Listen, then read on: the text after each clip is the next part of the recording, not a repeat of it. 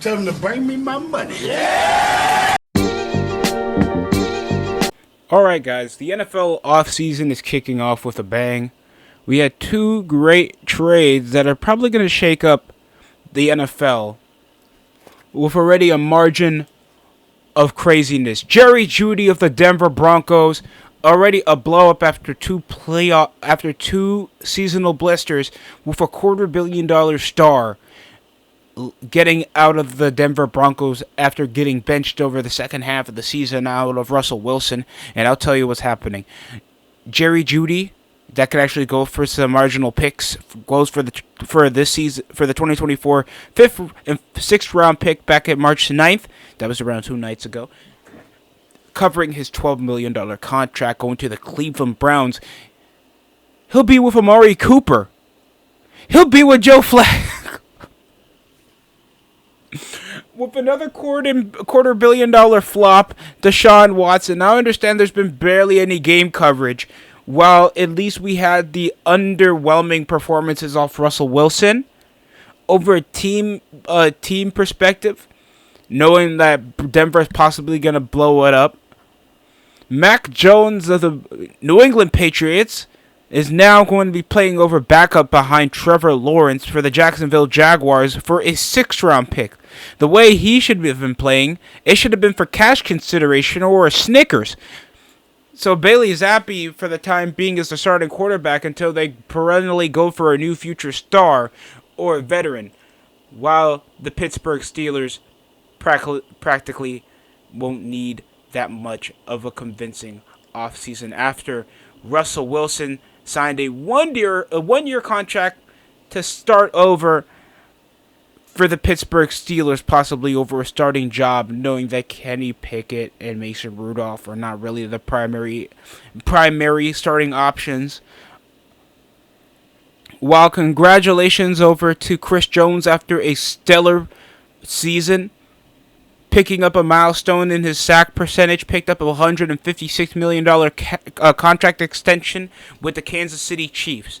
While Baker Mayfield of the Tampa Bay Buccaneers, after low expectations as a whole, after Mike Evans re-signed, 3 years, $100 million contract goes over to Baker Mayfield. Well, congrats to him having a redemption season, an impressive statistical season when healthy.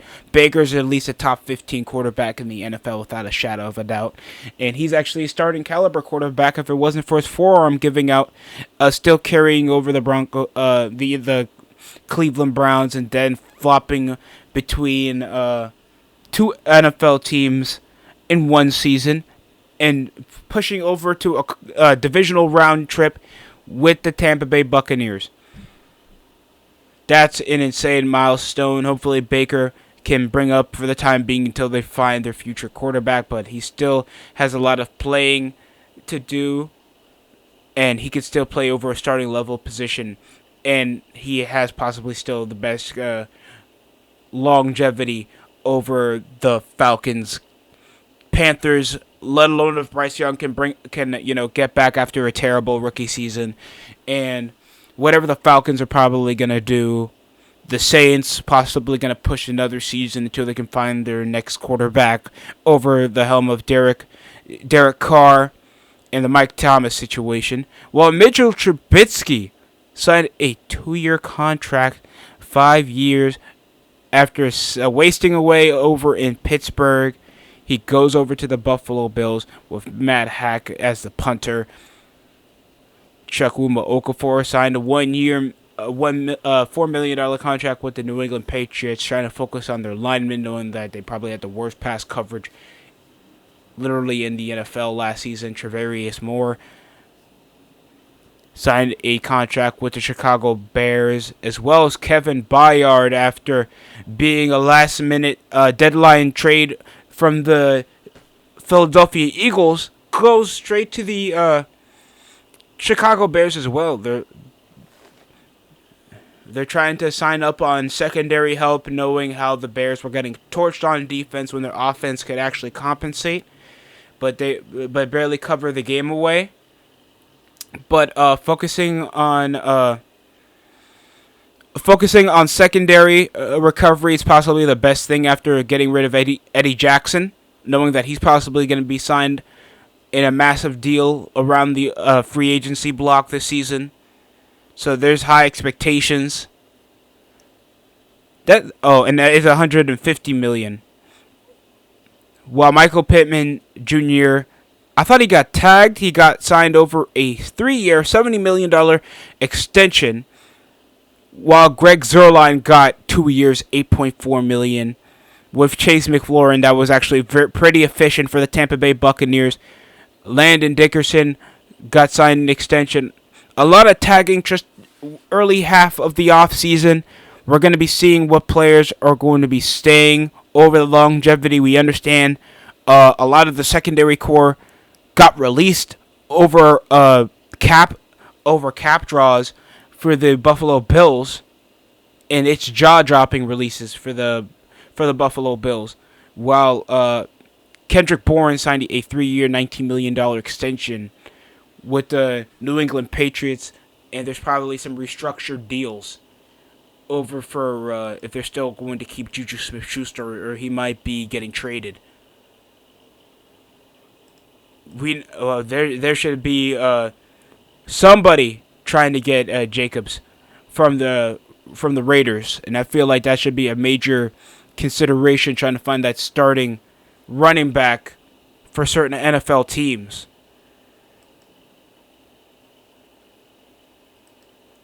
And trying to look a bit further, because I understand we still have a lot of people on the list of players that are possibly going to make a move. But on move day, guys, it's insane how the Buffalo Bills were quite I don't know if they're trying to just completely stir in a different direction. Because I think they had the worst secondary coverage in the league last season. And they're trying to at least try to stir the ship. So they signed Taylor Rapp over a 3-year deal.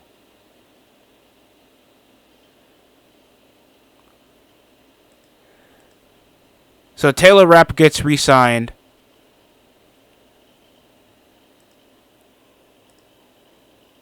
That's insane. But Jordan Poyer is probably gone, but DeMar Hamlin still gets a contract. That's impressive to me.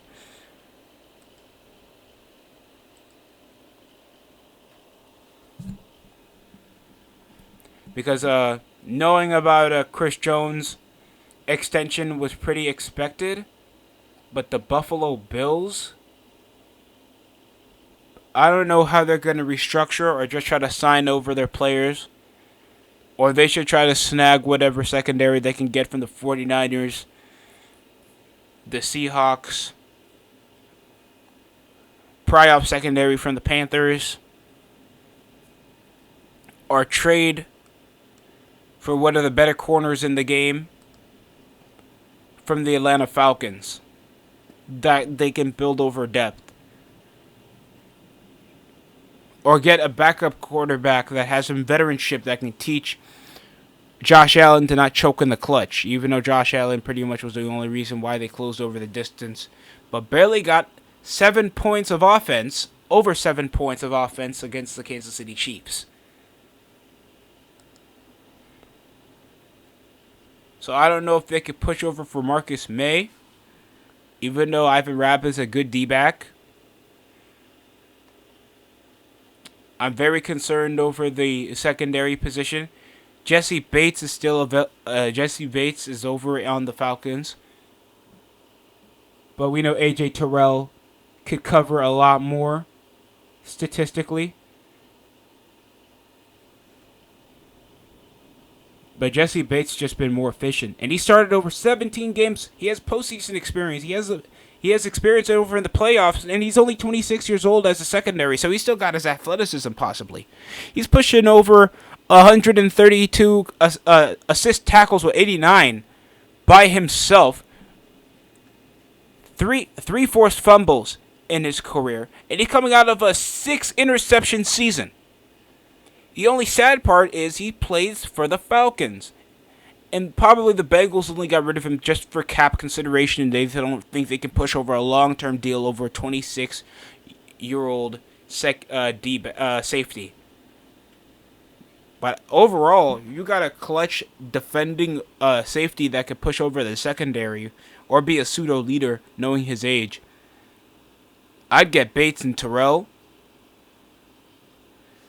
Jeff Okudah. NFC South possibly has the best defensive players in the league. So I'd go with it. They're primarily physical. The only thing possibly they have to get used to is the weather. But Jesse Bates played for the AFC North for quite a while, for the Cincinnati Bengals. So he's probably used to snowy terrain. Rain as well, so that's already nothing for him to take an issue for. But that's just my opinion. That's all I can see that happened around this offseason. Tell me how you feel down below. If the moves were good or not involving Chris Jones getting a bag, knowing his contributions over for the Super Bowl campaign for the Kansas City Chiefs. Russell Wilson, if he can redeem himself, falling down over as a prime free agent, turning into now possibly the biggest signing flops for the Denver Broncos in years.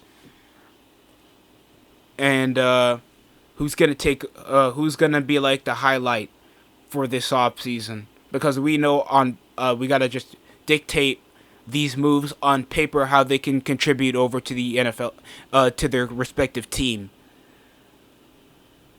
And are the Patriots making good moves? The Broncos, I feel like getting rid of Jerry Jeudy was a perfect choice to try to push over for possibly some good depth on the line position. And Jerry Jeudy to get shipped off to possibly a better situation, knowing that the Browns were only this close, made more playoff appearances over the Broncos over the past 3 seasons. I'd rather that. That's it for me. Thanks for watching. I'm out.